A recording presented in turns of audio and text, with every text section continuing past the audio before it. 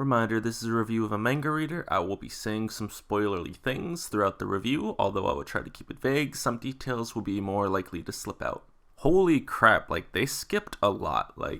Wow, if you're not a manga reader but interested in reading after the season is over, definitely start at volume 4 because there is plenty that was left out. I'll make sure to have the spoilers text up. We skipped 3 full chapters for this volume, and the biggest one is Akira's, because it explains a few things, mainly how Ko ended up where he is, at least through Akira's perspective, especially since this is the one of the last times we see her for a bit.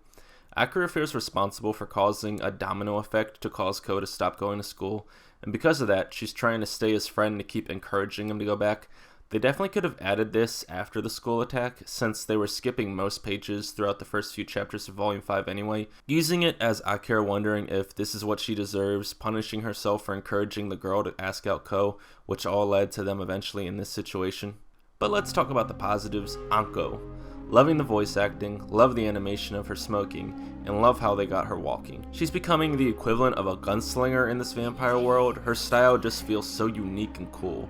And I have a theory about something, although I can totally understand being wrong.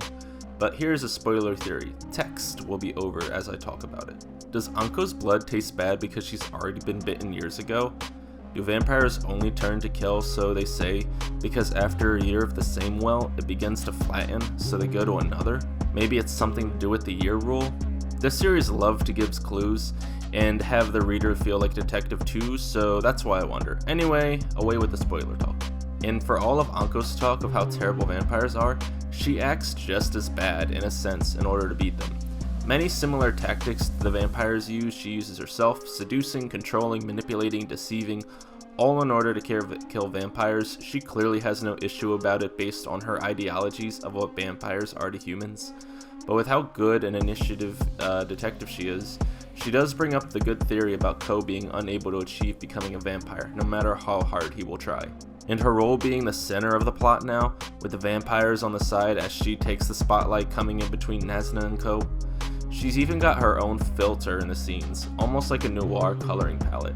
Her scene with Ko by the railway was beautiful, even her eyes reflected all the stars at one point.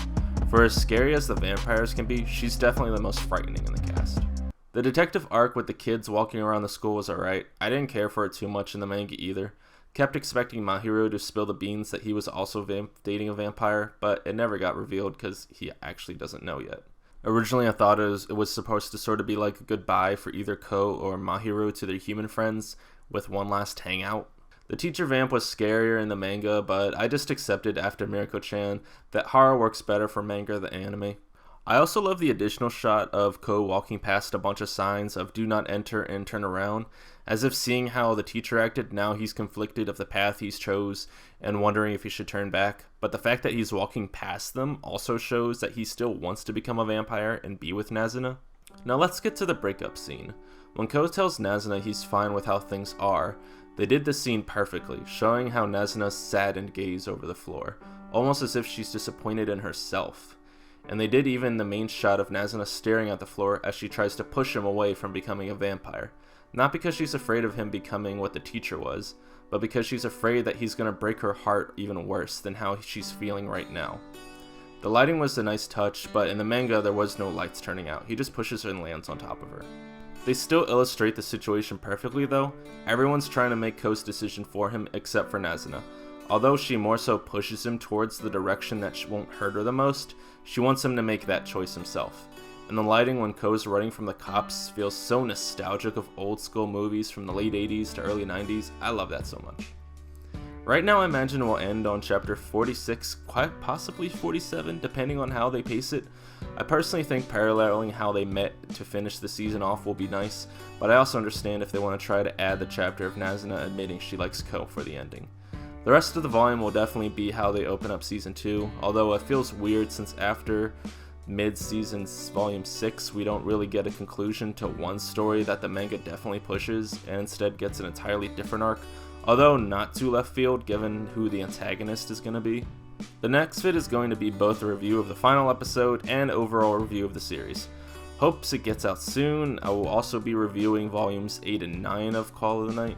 With the anime finally wrapping up and being my first in real time review of an anime, I gotta say, it was easy at first and difficult to keep up at the end. There's plenty of other series I like to discuss, both manga and anime, and a little bit of both for Haikyuu. That's it for now, thank you for watching, and go read a book.